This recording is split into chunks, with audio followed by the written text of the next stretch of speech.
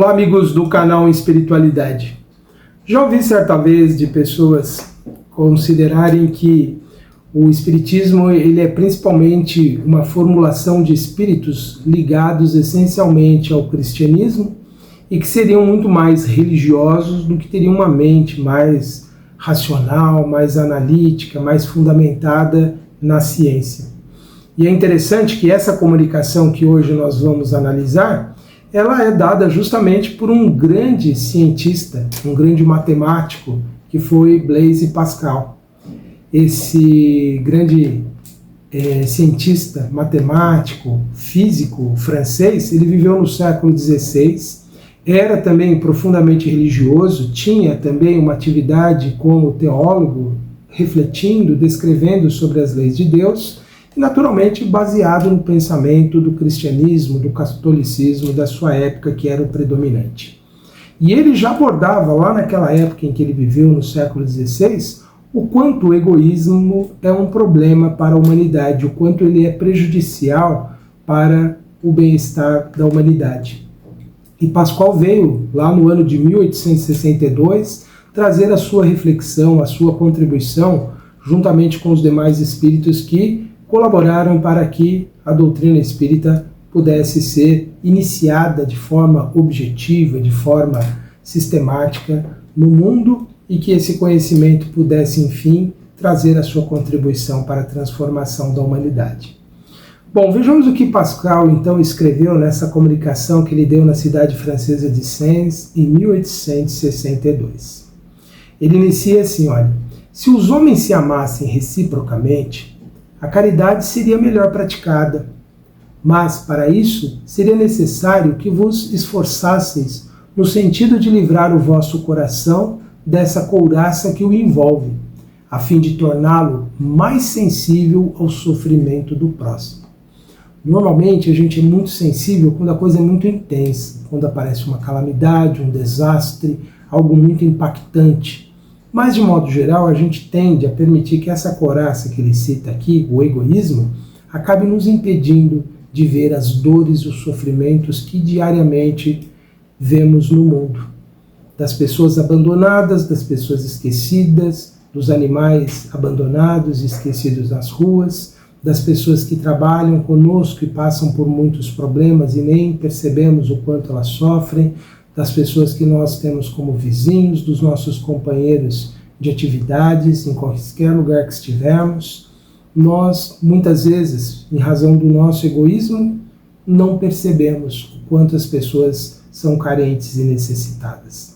Por isso que pensemos sempre que egoísmo não é somente algo que nós estamos aí retendo para nós materialmente, mas é também o nosso melhor que representaria para essas pessoas, muitas vezes o alívio dos seus sofrimentos, das suas dores, seria a nossa melhor parte que nós pudermos dar às pessoas, como sendo gentileza, boa educação, atenção, respeito, consideração, colaboração.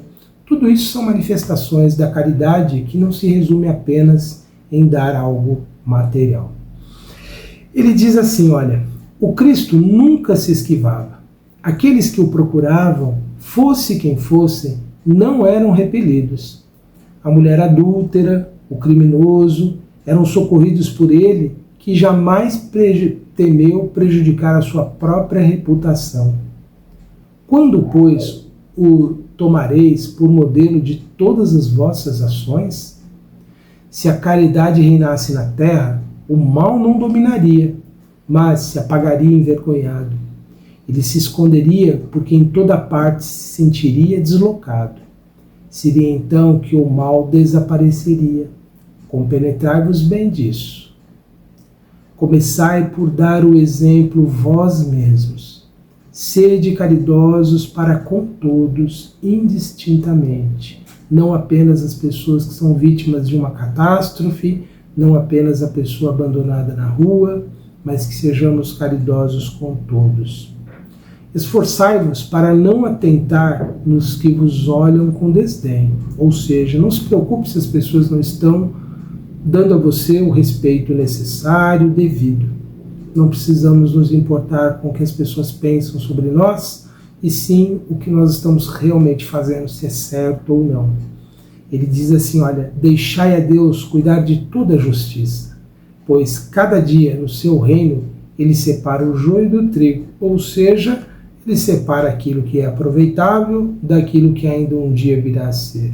Ou seja, daquilo que é útil, daquilo que ainda não se tornou útil, que ainda vai precisar das dificuldades, dos problemas, para se transformar, para se renovar. O egoísmo é a negação da caridade. Ora, sem caridade não há tranquilidade na vida social. Ele toca num ponto gravíssimo do que nós vivemos hoje, de todos os problemas sociais que nós temos. Seja a criminalidade, seja o número imenso de pessoas abandonadas, esquecidas nas ruas, seja um número gigantesco de pessoas comprometidas com as drogas, número de pessoas envolvidas com a criminalidade, as formas todas que tem de corrupção, de desvio de bens, de todas as situações que nós podemos imaginar no mundo. Tudo decorre dessa grande imperfeição que nós ainda insistimos em ter, que é o egoísmo. Mas, Antenor, eu não faço nada do que é errado, mas ainda assim nós carregamos algo de egoísmo em nós, porque se nós pensamos somente no nosso bem-estar, esse amor maior que o Cristo representa para nós, nós não estamos ainda procurando segui-lo. E ele foi muito claro, muito taxativo. Qualquer um que quiser me seguir, renuncie a si mesmo, tome a sua cruz, ou seja, assuma as consequências da sua vida e me siga. Seguir Jesus não é ficar repetindo as suas palavras, é fazer exatamente como ele fez, tendo a boa vontade com as pessoas. Muitos acham que isso é impossível para nós. Ele era um espírito perfeito e para nós é possível dentro dos nossos limites. É possível nós termos um pouco mais de paciência, é possível a gente poder ajudar sempre um pouco mais aquele que mais necessita.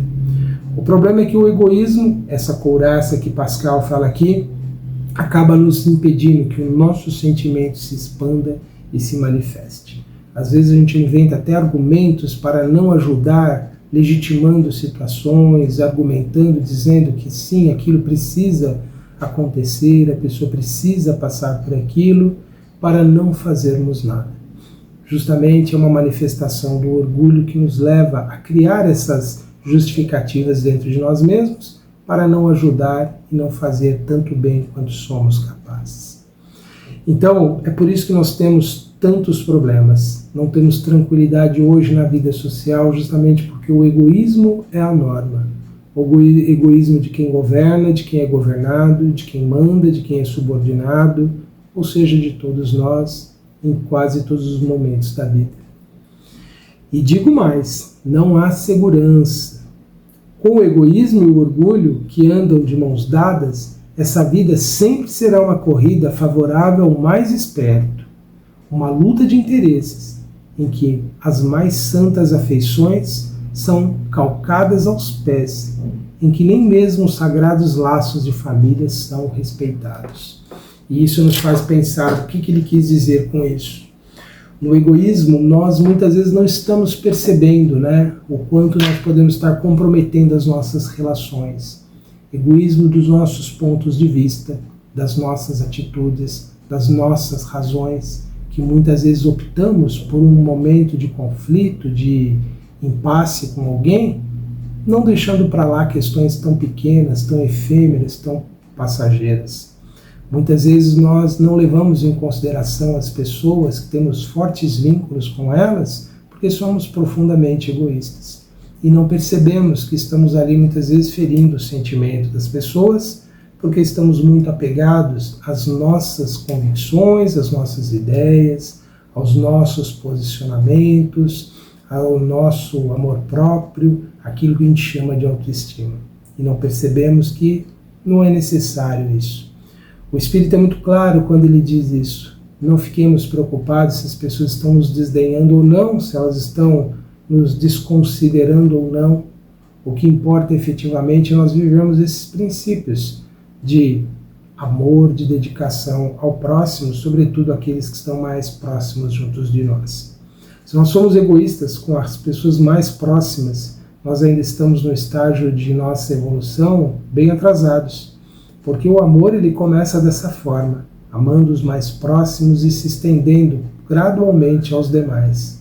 E se falta a nossa família, amor, devotamento de nossa parte, nós ainda estamos como espíritos muito atrasados e ainda precisamos entender mais sobre a importância da nossa transformação interior, quanto nós precisamos nos modificar. Muitas vezes superando situações que nós podemos nem ter sido a causa delas, mas que depende de nós termos a boa vontade para vencê-las. Por isso que, se nós quisermos saber se estamos desempenhando bem a nossa evolução, se nós estamos aproveitando bem essa experiência, pensemos. Eu sou menos egoísta do que fui no passado. Hoje eu tenho uma capacidade maior de entender a outra pessoa e auxiliá-la, mesmo não tendo vantagem, mesmo não tendo nada a meu favor? Se eu consigo perceber isso na minha vida, eu identifico que eu cresci, eu evoluí, eu me transformei. Mas se eu sou exatamente a mesma pessoa de 5, 10, 15 anos atrás, a mesma atitude, o mesmo apego, a mesma ação permanente de sempre defender só a si mesmo, só os seus interesses e nunca abro mão de nada, significa que o egoísmo ainda é quem manda em mim. Senhor da vida, nós agradecemos, Pai, por todas as bênçãos, por todas as oportunidades, por todas as experiências, por mais desafiadoras que elas possam ser. Que possamos a cada momento aproveitar todas as grandes e belas lições que a vida nos oferece. E que todos possamos ter, Pai, a força, a determinação para vencermos obstáculos e impedimentos. Que possamos desenvolver em nós, cada dia mais, a boa vontade e o desejo de melhorar, de nos aprimorarmos. E pedimos, Senhor, que as vossas bênçãos possam se derramar sobre todos os que padecem, todos os que passam por momentos de grandes atribulações, de problemas, aos nossos irmãos que se perderam envolvidos nos conflitos que eles mesmos criaram, que eles possam encontrar as forças necessárias para resolvê-los e se libertarem das suas dificuldades, das situações buscadas por eles mesmos. Permita, Senhor, que os Espíritos Consoladores nos inspirem sempre no caminho do bem, na prática da caridade, na vivência do perdão. Que as vossas bênçãos, Senhor, se derramem sobre toda a humanidade, sobre todos os que padecem, sobre todos os que lutam, para que todos possam encontrar êxito em suas realizações.